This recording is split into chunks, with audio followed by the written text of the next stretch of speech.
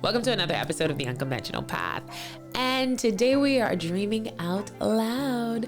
My future, the things I dream in the future for family and business. That's what this episode is about, okay? So before we get into it, I want to say a shout out to Jiggy Studios. Thank you for always accommodating us in the studio. I want to give a shout out to LaShann Ferguson, our amazing makeup artist. And today, as I mentioned, I'm dreaming out loud. And earlier in this month, I talked about ROI, the Millionaire Summit that I went to in Puerto Rico that is still blowing my freaking mind.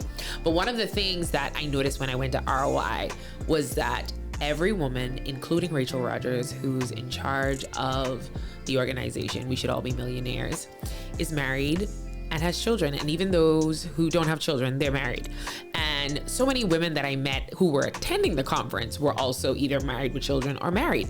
And it broke the stereotype that all these girl bosses who trying to level up and get money just single. It was like, no, we out here doing both. We out here balancing both. And I was super excited. And it was even more encouraging because those women were like giving presentations and their husbands were in the back, like cheering their wife on, being a support system, being there, like we doing it together. We in Puerto Rico together, we making this money together, and we building together. And so today I'm going to give 5 things that I am hoping that my future looks like when it comes to family and business, because I was encouraged when I was in Puerto Rico that they both can go together. I know that God has told me that that is the plan that he has for my life, and that is how he wants to bring it to fruition. And there are just some things that I think this list to some people may not even seem unconventional anymore. It may not seem out the box to some people who are more traditional. They may still think that, but there are so many people who are living like this now, like the list of how I see my life and what I would want for the future of family and business. But it's not unconventional to me. Like, it's something that I really want. So here's the first thing that I see when I think about family and business and the future of family and business for me. Number 1, I want my family to travel a conference together. Like I said, when I was at ROI, I was like, I am here for her children were sitting on the front row. Like growing up, we went to conferences with my dad, but I only remember going to a few of the meetings and different things like that. I remember going and traveling with him and my mom to the conferences, but I love how at ROI, Rachel's children were like on the front row. Like, I want you to be able to see your parents, see your dad doing what he has been called to do, see your mom doing what they've been called to do, and being inspired by them being great. And because that's a form of parenting, like traveling with them so they're there and experiencing it, not just my mom's always away and I don't have a relationship with her, or I go away with her but I never see her while I'm there. Like, parenting is also having children being able to be exposed to you walking out your calling and them being inspired by that calling. So whether it was a welcome party or a meeting or something, her children were around or there, even if they weren't there for the whole time. So traveling conference together and doing life together in that way as we walk out purpose, number 1 thing that I see in my future. Number 2, homeschooling your children. I know, not that big of a deal. I was saying this long before the pandemic hit, and a lot of things that are on my list, I feel like since the pandemic hit, they're like normal for a lot of people. But homeschooling my children, because I do want to travel the world. I do want to do different things that I feel God has called me to do, and it's a global dream. And having your children in school while you're away, like, I don't like parenting, and being with my family is super important to me. And I don't want to be working all day, 5 days a week. But there might be times where I'm working in a different country, and so the days that I do have off and time for family, if they're not there, then what's the point? And so if they are in a homeschooling system where we have a full-time person that instructs my children, then she will be there if it's my mother or a family member, because you're still making your way to that point where you have a full-time person doing that. That could work too.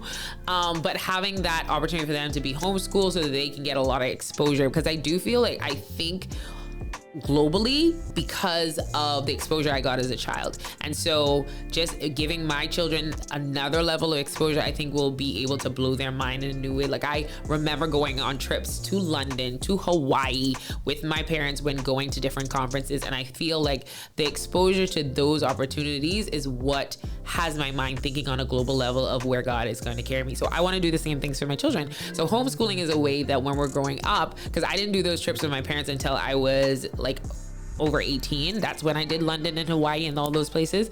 But having that opportunity to go from when they're younger, if they're homeschooled, they'll be able to go.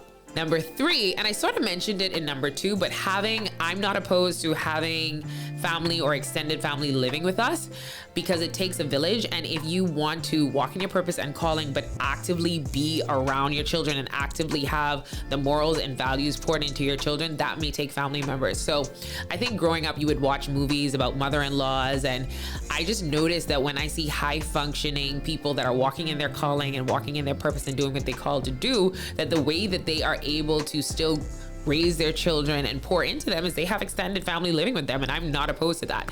As someone who's lived with their parents as an adult, and now I live with an aunt, I'm open to that. And I think that that is good for them as well, because it helps to keep them young. It helps to keep them fresh. Again, they could live in mother-in-law quarters. They could live in the house. I'm not opposed to it. So I pray that is something that my husband would also be open to, because I'm all here for extended family living. I mean, obviously you need your space and you need to have your time, but there are certain seasons in my life where extended family or form of family lives with us. I am cool with having that in my future for my family and my business. Number 4, working from home. Again, since COVID, a lot of these things don't sound weird, but these were dreams that I've had way before COVID. But working from home and working unconventional hours. And I would start now, like I work unconventional hours now. Like I am fine with doing work from 5 a.m. because it's a quiet time, the world is asleep, and I can get a lot of done. I am fine with having certain days off. As a single woman, I have Fridays off.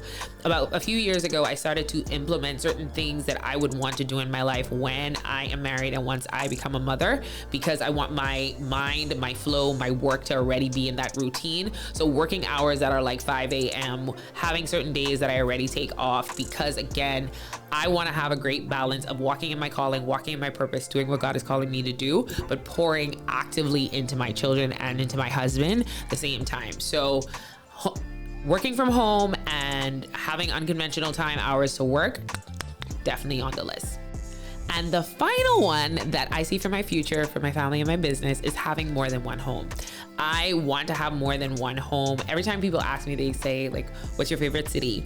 And I would say Grand Bahama and LA. It's a good mix. Like LA, you get the Hollywood scene, you get to be on, you do what you have to do. Grand Bahama, you can have that opportunity to live on the beach, to have a slower life, to be surrounded by family and morals and values that you're used to, and growing up your children in that way. But it doesn't even have to be those 2 cities, but I definitely want to have a home one place, but also have income generating properties in other places, but we still own them, so you're able to go there when you want a vacation. So that is definitely something that's a goal of mine, to have more than one property, so that when you're not staying there, when we're not there, it's an income generating property.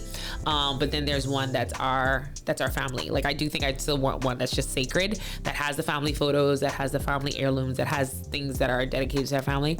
But those are things that I am hoping for the future of my business, family and business. And so therefore, I'm dreaming out loud on this episode. And so, on YouTube, these videos here for 10, 15 years. So it'll be super cool for us to come back to this video and to be able to say, look at you, girl, you live in the dream. But I am just trusting God and putting all of this in his hands. One of the things that, reasons why I wanted to do this episode, I recently discovered Dr. Brianna White. And she speaks on kingdom authority and us being able to declare things that God has purpose for our lives. And if God has a purpose for your life, it'll come to fruition.